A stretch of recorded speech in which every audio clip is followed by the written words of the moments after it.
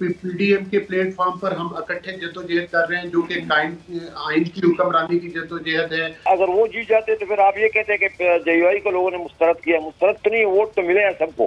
जो शख्स आया बाद में उसने ज्वाइन भी की तो उसके इतने बुरे सियासी असरात बलूचिस्तान पे हम पे पड़े। सब्सक्राइब करें और बेल दबाएं ताकि कोई खबर रह न जाए। पाकिस्तान तहरीक इंसाफ तो फिर इन बल्दियाती इलेक्शंस में दूसरे नंबर पर आई है, लेकिन मुस्लिम लीग नून और फिर पाकिस्तान पीपल्स पार्टी की इस बदतरीन शिकस्त की क्या वजूहात हैं आपके नज़दीक?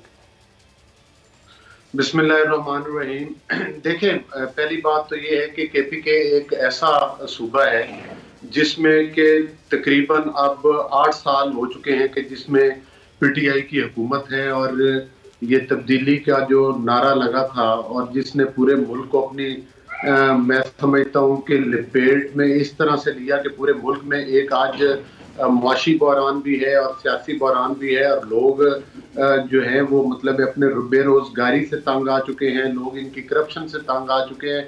ये उसी का रिएक्शन था, और ये आने वाले इलेक्शन जो होने हैं उसका ये ट्रेलर था जो अभी केपीके में हुआ है।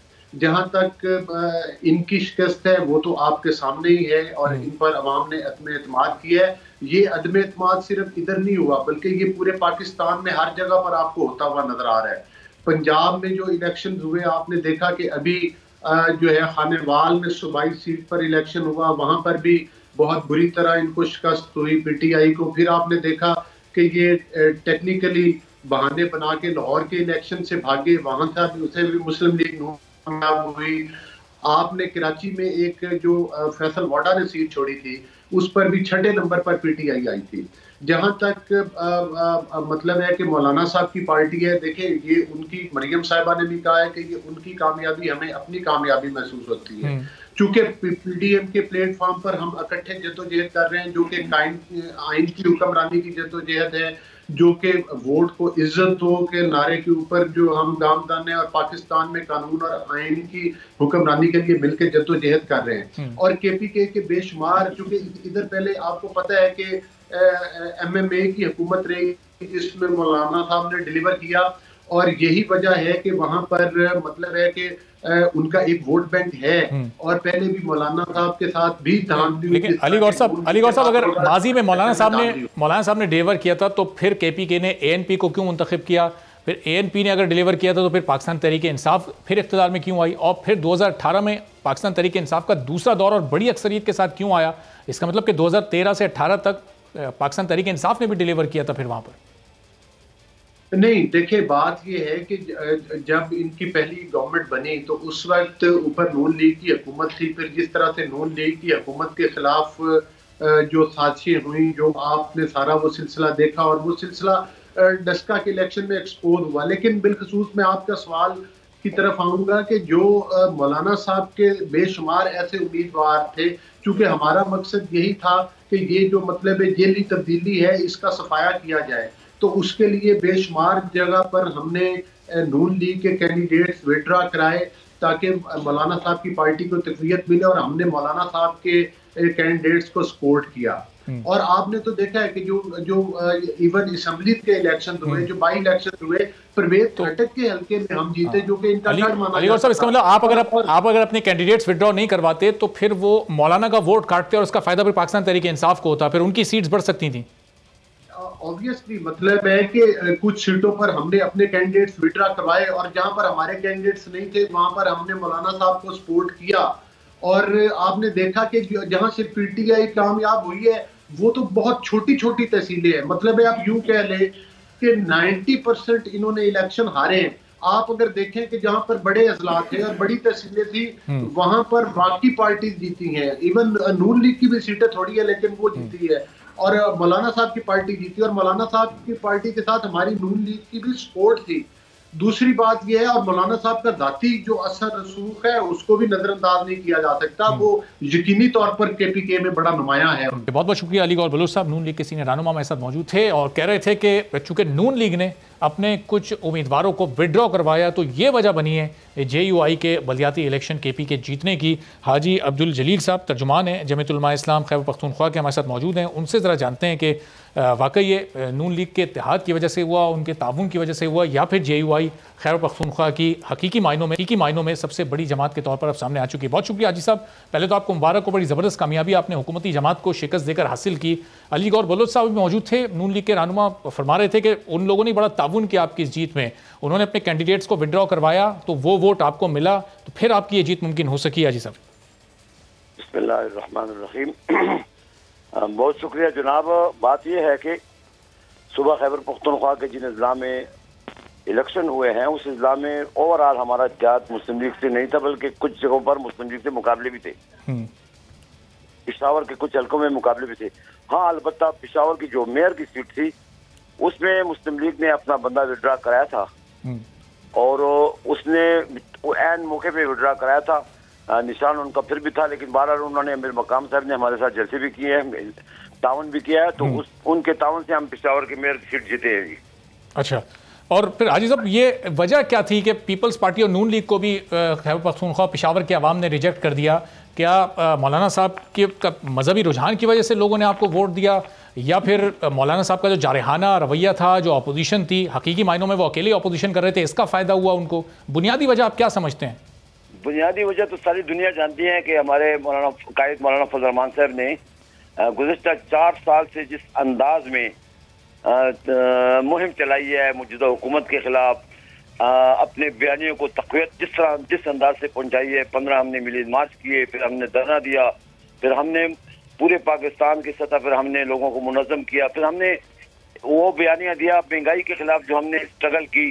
तो पाकिस्तान के आवाम की नज़र मौलाना फजल रहमान साहब पर थी, उनका जरूरतमंदाना मौक़िफ़, उनकी नडर क़यादत, ये सारी चीजें काउंट होती हैं। इसलिए कि आजकल महंगाई भी बहुत ज्यादा थी और आवाम जो है वो आवाम की कुव्वत खरीद भी सलब की जा चुकी थी, और अवामी सतह पे जो ग्राफ था PTI को गिर रहा था, और सर्वे में भी यही आ रहा था कि सुबह खैबर पख्तूनख्वा में जमीयत उलमा इस्लाम आगे जा रही है।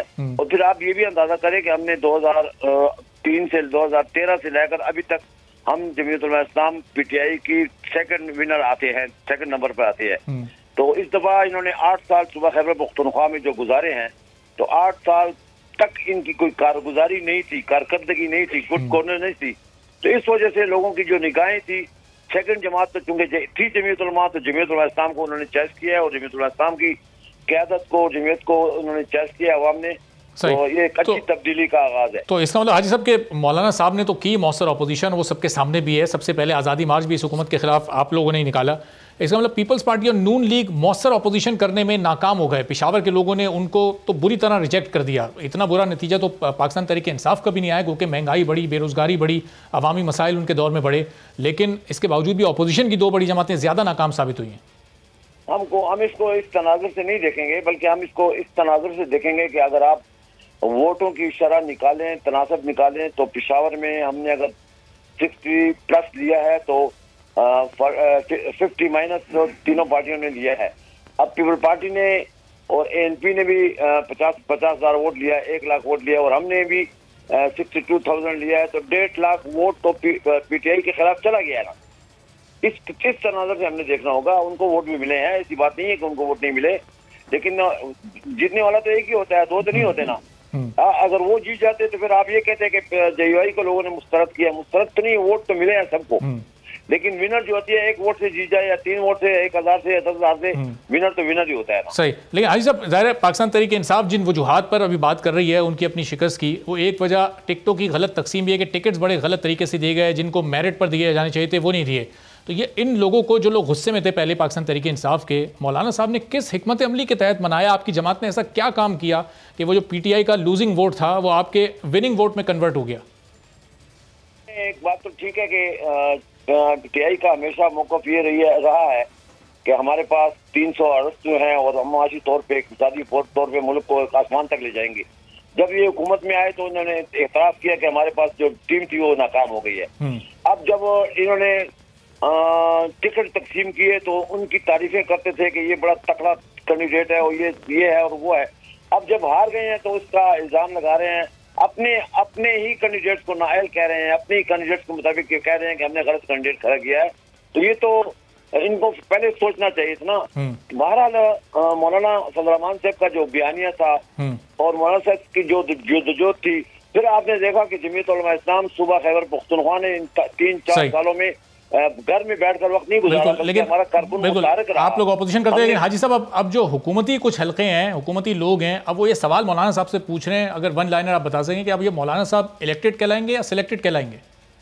ये तो इलेक्टेड और सिलेक्टेड का फैसला तो आवाम ने करना है ना, पहले तो आवाम ने नहीं किया था ना, पहले फैसला किसी और ने किया था, तो ये लोग अच्छा सिलेक्टेड हो गए थे। अब हमें आवाम, ठीक है, चलें, अब ये फैसला आवाम के पास होगा। बहुत बहुत शुक्रिया हाजी अब्दुल जलील साहब, तर्जुमान JUI खैबर, हमारे साथ मौजूद थे।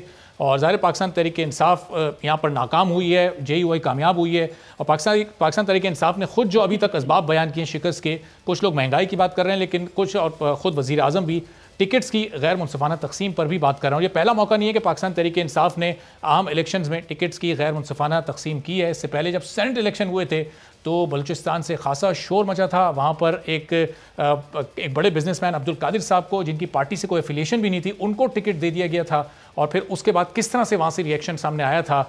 बलूचिस्तान पाकिस्तान तहरीक इंसाफ के तर्जुमान बाबर यूसुफजई साहब की उस वक्त की ये गुफ्तगू ज़रा सुनिए। इमरान खान हमारी पार्टी के चेयरमैन हैं, वो जो 50 करोड़ और 70 करोड़ हॉर्स ट्रेडिंग की बात कर रहे थे कि 50 करोड़ से 70 करोड़ में बलूचिस्तान में वोट बिक रहा है, तो मैंने खुद और हमारी क़यादत ने वज़ीर आज़म इमरान खान तक जो कंप्लेन पहुंचाई थी, उसमें इन्हीं शख्स का हमने नाम दिया था और इन्हीं शख्स का जिक्र किया कि अब्दुल कादिर साहब ये हॉर्स ट्रेडिंग कर रहे हैं इस्लामाबाद में बैठ के, और 50 से 70 करोड़ रुपए वो इन्वेस्ट करके PTI से सेनेटर बनना चाहते हैं। हमारी इतलात यह है कि क्योंकि सूबे की इसमें पार्लिमानी कमेटी जो है, जिसको हमारे पार्लिमानी लीडर सरदार यार मोहम्मद रिन साहब लीड करते हैं, उनसे इस सेनेट के नाम के ऊपर कोई मशावरत नहीं की गई। तो अब पाकिस्तान तहरीक इंसाफ बलूचिस्तान के सदर सरदार यार मोहम्मद रिन साहब हमारे साथ मौजूद हैं। सरदार यार मोहम्मद रिन साहब, बहुत शुक्रिया प्रोग्राम के लिए, आपने वक्त निकाला। अब ये गुफ्तगू अभी आपने सुनी, ज़ाहिर है उस वक्त आपका भी बड़ा शदीद एहतजाज सामने आया था जब पाकिस्तान तहरीक इंसाफ ने अब्दुल कादिर साहब को सेनेट का टिकट दे दिया था, गो के वो बाद में आप लोग के एहतजाज की वजह से वापस भी ले लिया। हमेशा पाकिस्तान तहरीक इंसाफ से क्यों चूक हो जाती है, चाहे वो सेनेट के इलेक्शन हों बलूचिस्तान के या फिर ये KP के बल्दियाती इलेक्शंस हों, हमेशा टिकट्स को गलत तरीके से बांट दिया जाता है, कभी मंजूर नज़र अफराद को, कभी पैसों के एवज़।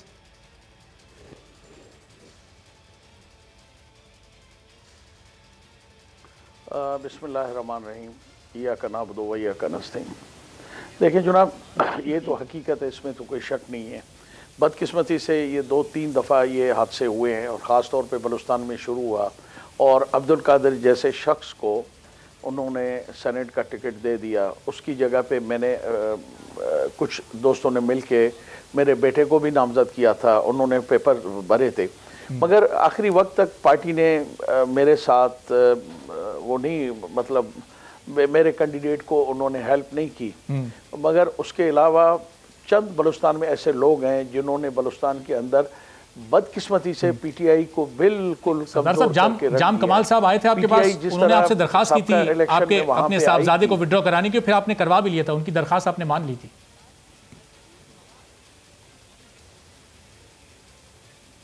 देखिए मेरे पास ऑप्शन कोई नहीं थे ना। उस वक्त आपको पता है कि 10 वोटों की हमें ज़रूरत थी, तो बदकिस्मती से मैं ये अभी बात नहीं कर सकता। चेयरमैन सेनेट साहब तशरीफ़ लाए थे, जाम कमाल साहब लाए थे, तो आखिर में ये बात हुई थी कि अगर आप अपने बेटे को विड्रॉ नहीं करते, ठीक है, अगर आपका एक बेटा जीत भी जाएगा तो कम से कम 3 सेनेटर हमारे गिर जाएंगे और हम कैंडिडेट जो हमारा सेनेट का है वो हार जाएगा। तो मुझे मजबूरन पार्टी के वसीतर मुफाद में और इन चीज़ों को देखते हुए और पार्टी के फैसलों को देखते हुए, पार्टी की पॉलिसी को देखते हुए मुझे अपने बेटे को विड्रॉ करना पड़ा। और ये हकीकत है कि अगर पार्टी बैठ के हमारे साथ डिस्कशन करती, फैसले करती, सिर्फ एक सेनेटर नहीं 2 सेनेटर हमारे PTI के बलूचिस्तान में आते। बदकिस्मती से एक सेनेटर भी नहीं आया। अगर जो शख्स आया बाद में उसने ज्वाइन भी की तो उसके इतने बुरे सियासी असरात बलूचिस्तान पे हम पे पड़े, हमारी पार्टी पे पड़े, और हमारे नाक़दीन को ये तनकीद करने का मौका मिला कि इस जैसे बंदे को भी हमने पार्टी में पहले टिकट दे रहे थे, नहीं दिया, फिर उसको ज्वाइन कराया। तो मैं समझता हूँ ये कोई सियासी फैसले तो नहीं है, ये ऐसे फैसले हैं कि खान साहब को देखना चाहिए कि ऐसे फैसले कौन उनसे मतलब जब वो उनसे सलाह लेते हैं, मशवरे लेते हैं, तो ऐसे लोगों को कौन रिकमेंड करते हैं। उनको चाहिए कि उनका एहतसाब करें, उनको अपने से दूर करें। मगर अभी भी ये जो अभी आप जिक्र कर रहे थे KPK का, खान साहब को मजबूरन ये शायद कहना पड़ा कि मुझसे गलती हुई है। सरदार यार मोहम्मद साहब, लेकिन इसका मतलब कि जो मरकजी क़यादत है, क्या उसका एतमाद नहीं है मकामी क़यादत पर? उसका क्या सरदार साहब एक मखसूस कोई ग्रुप है जो ये सूबाई मामलात के भी फैसले कर रहा है, जो टिकट्स की तकसीम से मुताल्लिक खान साहब को ब्रीफ करता है? चूंकि सूबाई मामलात तो आप लोग के हाथ में होने चाहिए, बलूचिस्तान के मामलात आपके हाथ में, KP के मामलात वहाँ की मकामी क़यादत के हाथ में। क्या मकामी क़यादत बिल्कुल बेबस है, मरकज़ी क़यादत नहीं उसको फैसलों में शामिल करती?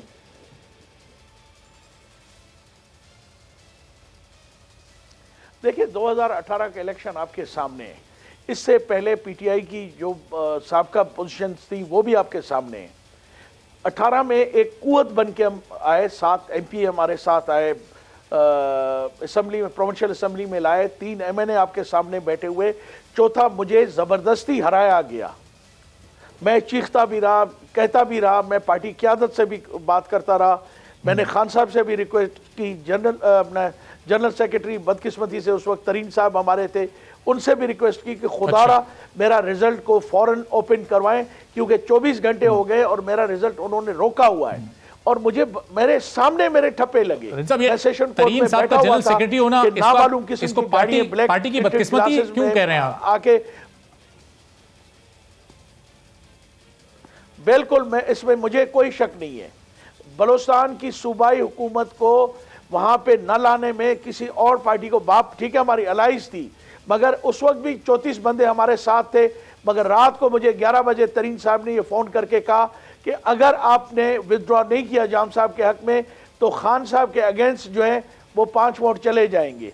तो अगर आपको खान साहब का मुफाद और उसकी इज्जत और पार्टी का मुफाद अजीज़ है तो आप विदड्रॉ कर जाएं।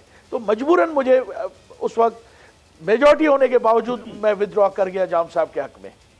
तो ये क्या था? ये एक तरीन साहब का वो एजेंडा था जो शायद वो कुछ लोगों को खुश उस वक्त करना चाहते थे, मगर वो पार्टी के मुफाद की बजाय उन्होंने अपने ज़ाती मुफाद की बात की, अपने वसी तर मुफाद के लिए। मैं समझता हूँ उस वक्त क्या हालात थे,